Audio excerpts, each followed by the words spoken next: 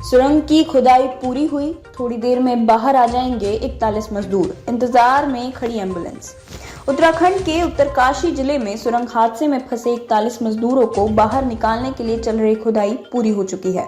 पिछले 17 दिनों से मजदूर यहां फंसे हुए थे। ऐसे में उन्हें बाहर निकालने के लिए युद्ध स्तर पर रेस्क्यू ऑपरेशन चलाया जा रहा था। इस तरह 17 दिनों तक चले ऑपरेशन के बाद सुरंग खुल गई है। इस तरह थोड़ी देर में मजदूरों को बाहर निकालने की प्रक्रिया शुरू होने वाली है। घटनास्थल पर मौजूद एबीपी न्यूज के रिपोर्टर के मुताबिक सुरंग से मजदूरों को बाहर निकालने के लिए एनडीआरएफ और एसडीआरएफ के एक जवान भीतर जाएंगे। मजदूरों को सुरक्षित मेडिकल फैसिलिटी तक पहुंचाने के लिए एम्बुलेंस पहुंच चुकी है। डॉक्टरों को भी सुरंग के भीतर भेजा गया है। ऐसे में आइए जानते हैं कि मजदूरों को बाहर निकालने के लिए हो रहे रेस्क्यू ऑपरेशन में अब तक के लेटेस्ट अपडेट्स क्या हैं। सुरंग के भीतर 7 से 8 बेड्स लगाए गए हैं। ऐसा इसलिए किया गया है ताकि मजदूरों को बदलते तापमान में कोई दिक्कत नहीं हो। दरअसल सुरंग के भीतर जहां मजदूर फंसे थे वहां तापमान अलग था, जबकि बाहर का तापमान थोड़ा बदला हुआ है, जिसकी वजह से उन्हें दिक्कत नहीं हो, इसलिए बेड्स लगाए गए हैं। सुरंग की एंट्री वाले हिस्से पर एनडीआरएफ के जवान मौजूद हैं। समाचार एजेंसी एएनआई के मुताबिक पाइप को 55.3 मीटर तक भीतर डाल दिया गया है। इसमें एक और पाइप को जोड़ा जा रहा है। वेल्डिंग से जोड़ने के बाद ये पाइप मजदूरों तक पहुंच जाएगा। National highway and infrastructure development corporation limited की मैनेजिंग डायरेक्टर महमूद अहमद ने कहा है कि आज एक और पाइप को वेल्डिंग कर जोड़ दिया जाएगा। फिर हम मलबे को बाहर निकालेंगे और पाइप को अंदर डालेंगे। वेल्डिंग में 1-2 घंटे लग सकते हैं। सुरंग के भीतर 2 एम्बुलेंस भेजी गई हैं। माना जा रहा है कि मजदूरों को इन एम्बुलेंस में बिठाकर बाहर निकाला जाएगा। कुल मिलाकर 16 से 17 एम्बुलेंस घटनास्थल पर मौजूद है। एनडीआरएफ के जवानों को स्ट्रेचर लेकर सुरंग के भीतर भी जाते हुए देखा गया है।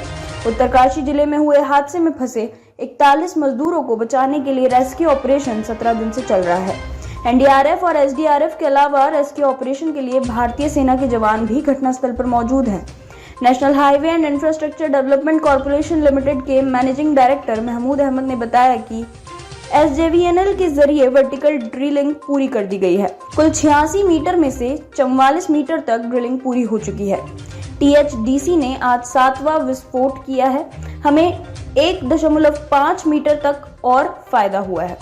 महमूद अहमद ने बताया कि जहां तक हॉरिजॉन्टल ड्रिलिंग का सवाल है, सुरंग के भीतर की जा रही ड्रिलिंग 55.3 मीटर तक पूरी हो चुकी है। हम इसे मैन्युअली कर रहे हैं। इसके बाद हम मलबा बाहर निकालेंगे। शायद हमें 5 से 6 मीटर और खोदने की जरूरत पड़ेगी।